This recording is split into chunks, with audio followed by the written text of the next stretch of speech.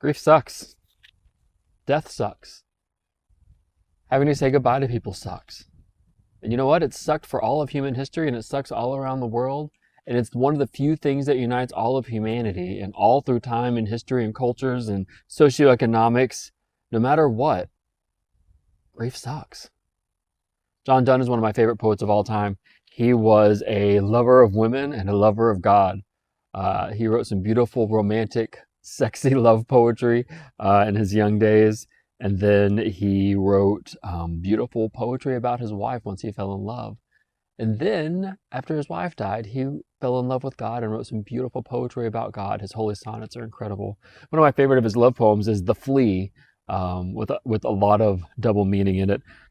For a man writing in the 1600s, he sure did press the limits and the boundaries in his poetry. But this piece, Devotions Upon Emergent Occasions, For Whom the Bell Tolls, is such a poignant discussion about death and loss and even hope. Perchance he for whom this bell tolls may be so ill that he knows not it tolls for him. And perchance I may think myself so much better than I am, as they who are about me and see my state have caused it to toll for me, and I know not that. The Church is Catholic, universal, so are all her actions. All that she does belongs to all. When she baptizes a child, that action concerns me, for that child is thereby connected to that head, which is my head too, and engrafted into that body whereof I am a member. And when she buries a man, that action concerns me. All mankind is of one author, and is of one volume. When one man dies, one chapter is not torn out of the book, but translated into a better language, and every chapter must be so translated. God employs several translators. Some pieces are translated by age, some by sickness, some by war, some by justice. But God's hand is in every translation, and his hand shall bind up all the scattered leaves again for the library, where every book shall lie open to one another. As therefore the bell that rings to a sermon calls not upon the preacher only, but upon the congregation to come, so this bell calls us all. But how much more me, whom am brought so near the door by this sickness?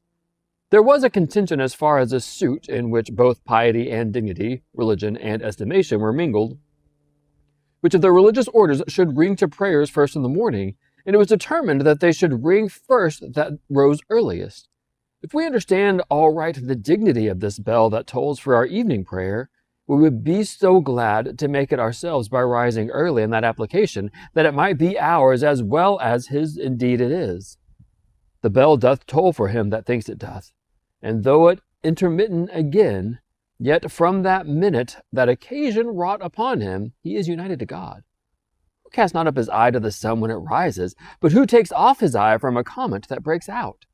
Who bends not his ear to any bell upon which any occasion rings, but who can remove it from that bell which is passing a piece of himself out of this world? No man is an island entire of itself. Every man is a piece of the continent, a part of the main. If a clod be washed away by the sea, Europe is the less, as well as if a promontory were, as well as if a manor of thy friends or of thine own were. Any man's death diminishes me, because I am involved in mankind, and therefore never send to know for whom the bell tolls. It tolls for thee. Neither can we call this a begging of misery or a borrowing of misery, as though we were not miserable enough of ourselves, but must fetch it more from the next house in taking upon us the misery of our neighbors. Truly it were an inexcusable covetousness if we did, for affliction is a treasure, and scarce any man hath enough of it. No man hath affliction enough that is not matured and ripened by it, and made fit for God by that affliction. If a man carry treasure in bullion, or in a wedge of gold, and yet have none coined into current monies, his treasure will not defray him as he travels. Tribulation is a treasure in the nature of it, but it is not current money in the use of it, except we get nearer and nearer our home, heaven, by it. Another man may be sick too, and sick to death, but this affliction may lie in his bowels as gold in a mine and be of no use to him.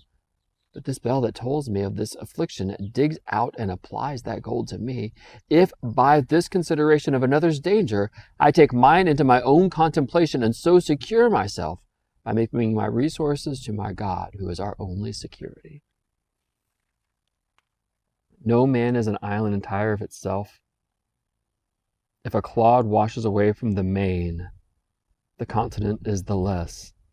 Therefore, ask not for whom the bell tolls, it tolls for thee. Every man's death affects us. We are all valuable and important and part of mankind.